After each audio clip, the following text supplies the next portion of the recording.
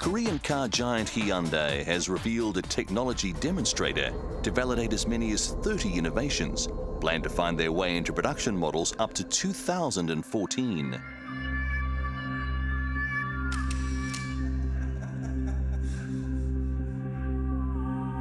Known as the Carmack, the new machine was designed at Hyundai Motor Europe's Design and Technical Centre in Rüsselsheim. The development team worked in close cooperation with GE Plastics, and GE polycarbonate glazing materials are used extensively throughout the Carmack.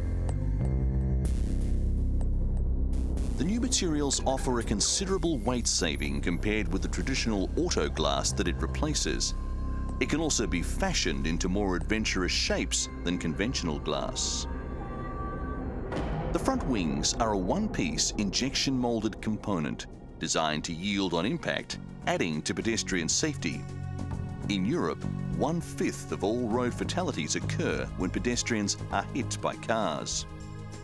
The polycarbonate glazing features a thin layer of glass to add protection from scratching and the effects of weathering, and all transparent areas reflect heat to reduce cooling requirements.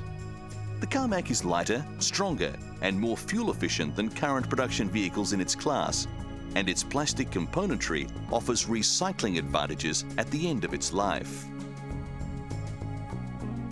And a car which doesn't need a driver has gone on show at the London Science Museum. It's the Team Lux vehicle, which is taking part in an urban challenge race later this year. The modified Volkswagen Passat drives using two eye-like laser sensors in the front and one in the back that scan road conditions, buildings, other vehicles and pedestrians over a range of 200 meters. An onboard computer processes and acts on the information using software developed by the IBO Automobile Sensor Company. The actuators for steering, braking, gear shift and accelerator are a mixture of mechanical and electronic components, all controlled by the central computer. The computer has a route network that tells it roughly where the streets are. The processing system contained at the rear of the car has backup, and underneath is the GPS control system and the steering and battery backup. The sensors provide an accurate picture of where the curb is, where the white line is, and any anomalies that are not contained in the computer's memory. The laser sensors are built into the vehicle's bumpers and have been specially designed for Team Lux. The GPS antenna is on the roof. The immediate future for the car's technology is for safety. In November, the car will compete against other driverless vehicles in the 3rd annual DARPA Urban Challenge over a 100-kilometer course in America. Although Team Lux is a small team compared to some of its big-budget rivals, they believe the team's laser technology will give them the edge. And in Chile, another team are preparing for another driving technology competition. A team of young engineers in Santiago recently unveiled a solar car that will compete in the world's most prestigious solar car race, the 2007 World Solar Challenge in Australia. Named Aeolian, the car was designed and built by students in the maths and science departments of the University of Chile. It's the first solar car made in Latin America. Around 80% of the car's surface is covered with solar panels. Held every 2 years, the race in Australia spans 3,021 kilometres, and participants are not allowed to use any other power source beyond that stored in batteries charged by their car's solar panels.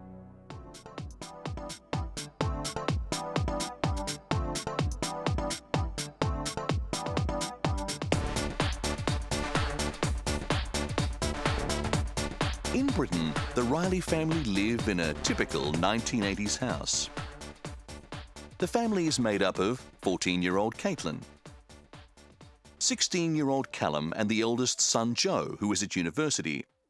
When their mother Lorraine and father Anthony start the day, their energy consumption soars. They make a few basic mistakes, such as putting too much water into the kettle. Boiling half a litre of water in an electric kettle produces 26 grams of carbon dioxide. But they offset this by having a few energy-efficient light bulbs. As the family continues to get ready, they produce more emissions. Father Anthony drives to work. Caitlin uses electric hair straightening tongs. And Callum switches on his laptop. Lorraine uses an iron.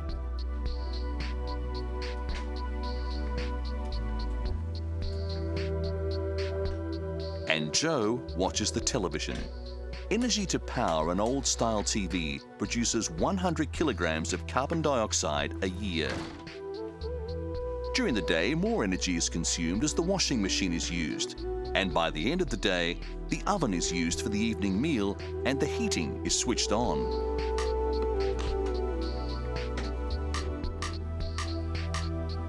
A third of all energy used in the UK is consumed in the home. 2/3 goes on appliances, the rest on heating and lighting. Could the Rileys become more energy efficient? To find out, a surveyor drilled the exterior wall of their house to see if they had cavity wall insulation.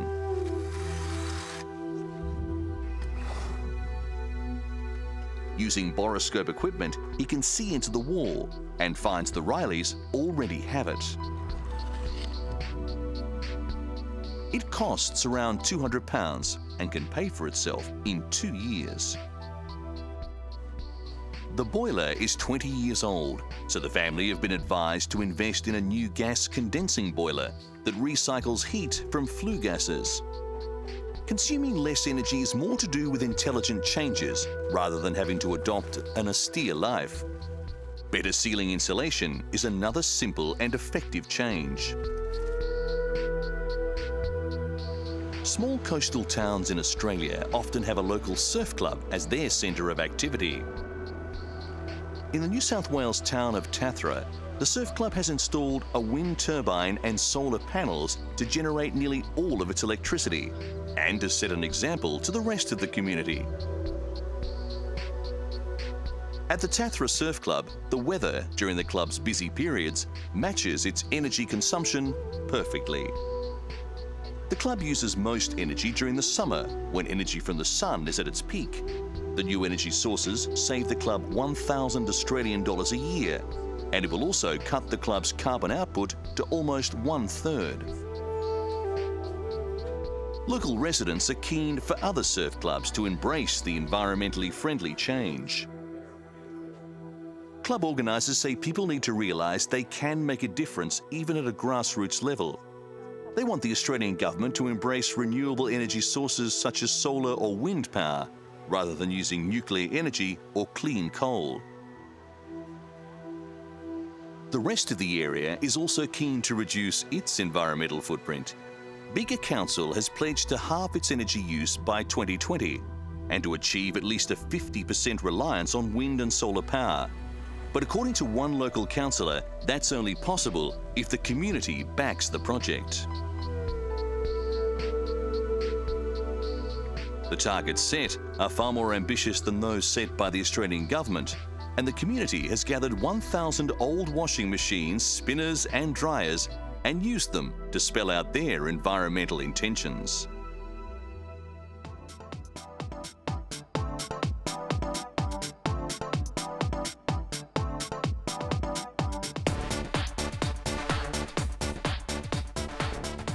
Over 50,000 scientists from 63 nations are turning their attention to the world's poles to measure the effects of climate change.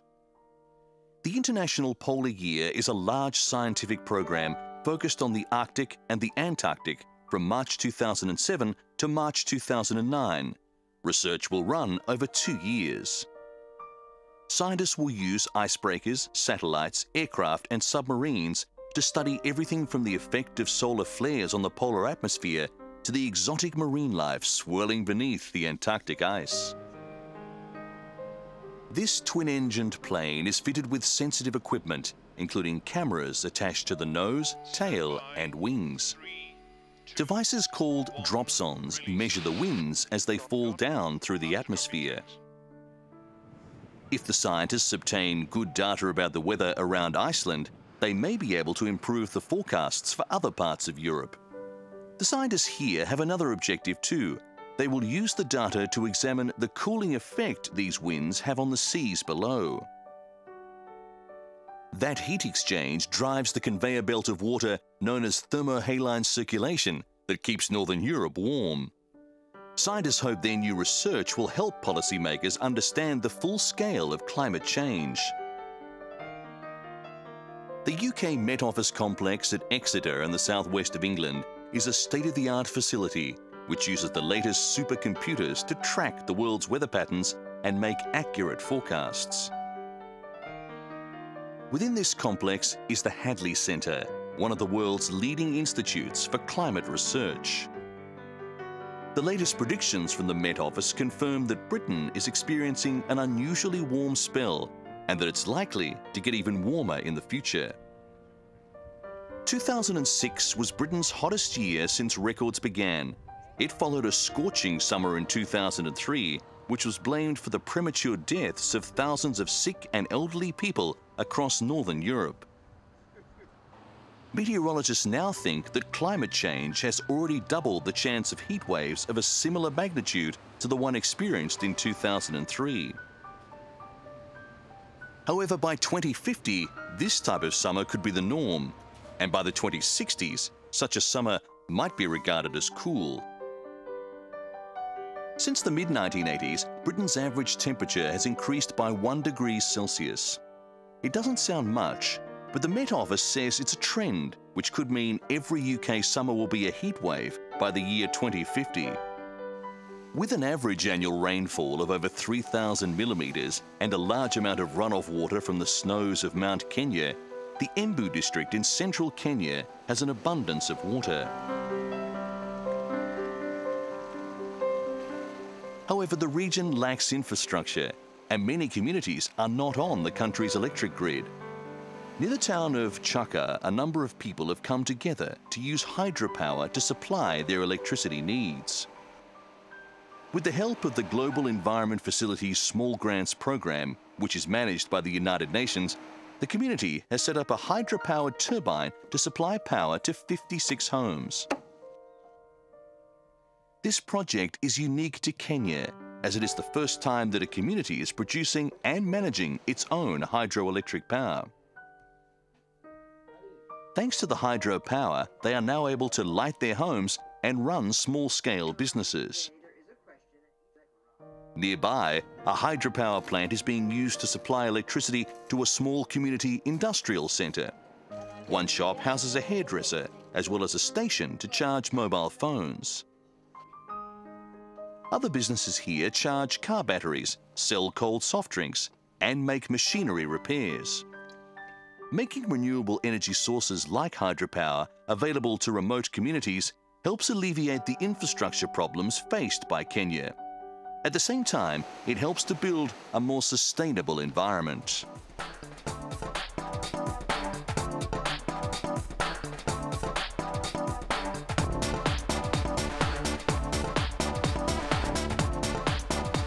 The Apple iPod portable music device is the fastest-selling music player ever. Since the first iPod sale back in 2001, 10 new models and 5 new iPod generations have been introduced. The iPod range also has some 4,000 accessories.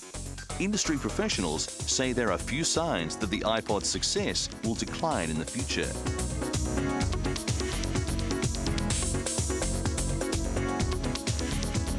Tom Bailey, the commissioning editor of the technology magazine T3, says the iPod remains popular because of its easy-to-use design. But Bailey says after 5 iPod generations, Apple needs to come up with something different. Apple Computer CEO Steve Jobs announced Apple's first mobile phone in January 2007. Industry analysts predict the new iPhone will also go some way in replacing the iPod in people's pockets. And soon, there may be an iPod with a screen that covers the whole face of the device, which is capable of downloading movies from fast broadband networks.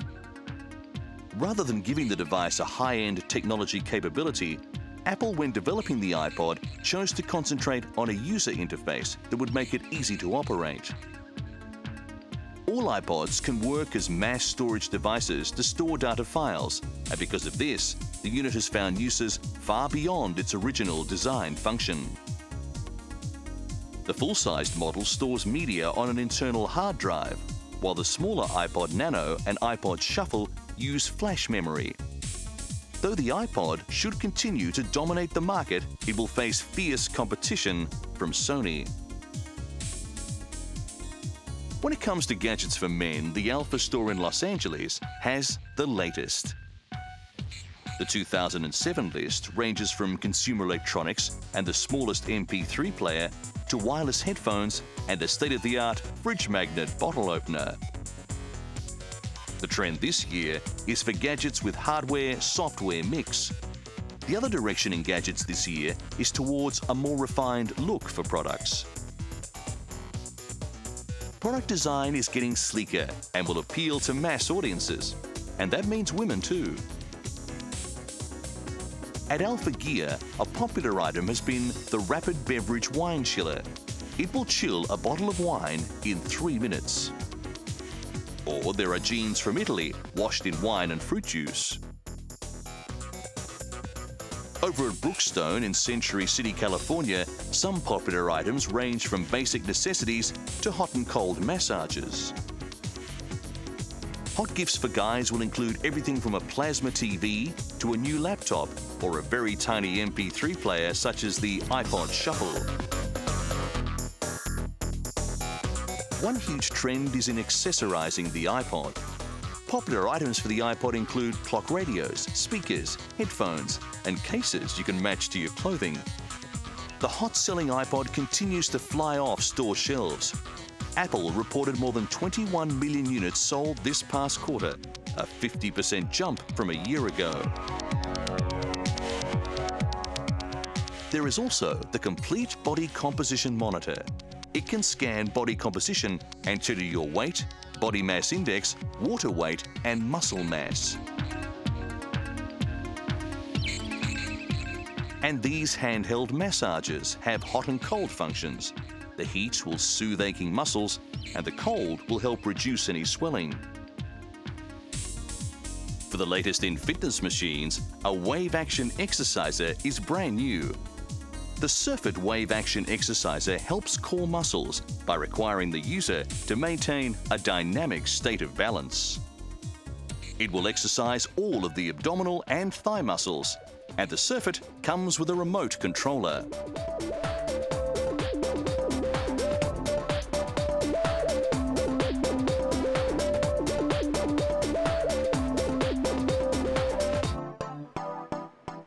As Rome city planners began to dig a new subway line, archaeologists were in for a surprise find: an ancient metropolis from the time of the Emperor Agrippa. In the heart of the historic district of Campo Marzio, right in front of the church of Sant'Andrea della Valle, huge mechanical diggers unearthed the remains of a public building of the Imperial Age, which lay only a few meters under the soil.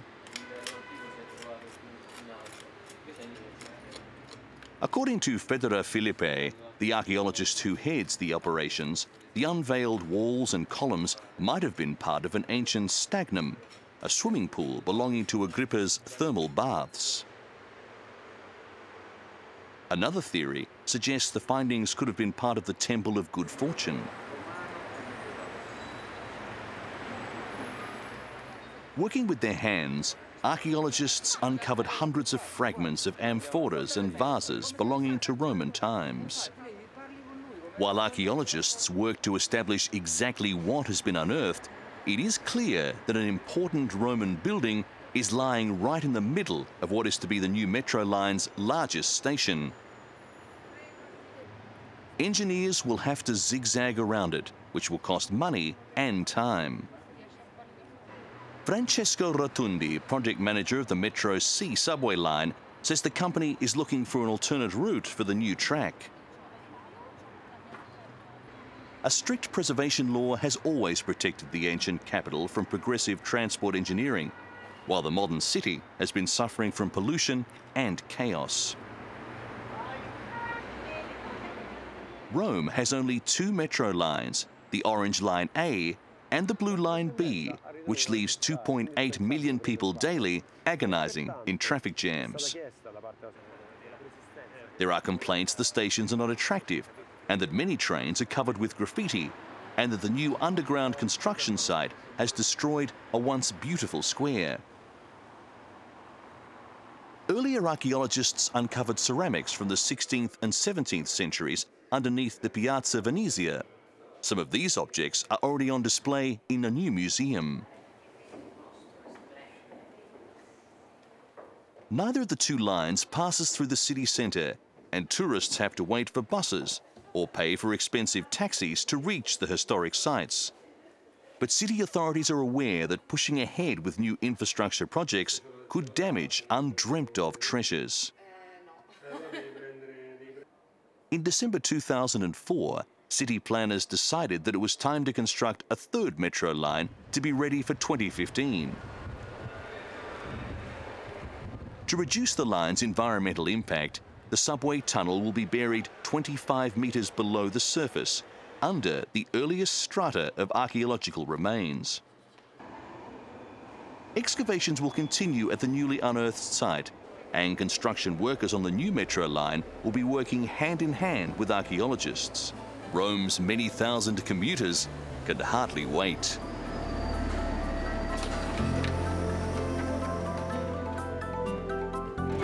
The sun rises over the 2,300-year-old 13 Towers of Cianchillo in the Peruvian desert. Since the site was rediscovered in 2000, scientists have been perplexed by the nature of the strange structure. Now the puzzle has been solved. Archaeologists believe the Towers of Cianchillo were used to make precise measurements of the sun's annual cycles. The towers run along a low ridge within a group of ancient buildings spaced at regular intervals. The serrated ridge on the top of the towers appear tooth-like. Scientific data points to the fact that Cianchillo was constructed as an observatory. The astronomical alignments of the stone structures show that it was part of a giant instrument. Cianchillo was built by ancestors of the Incas.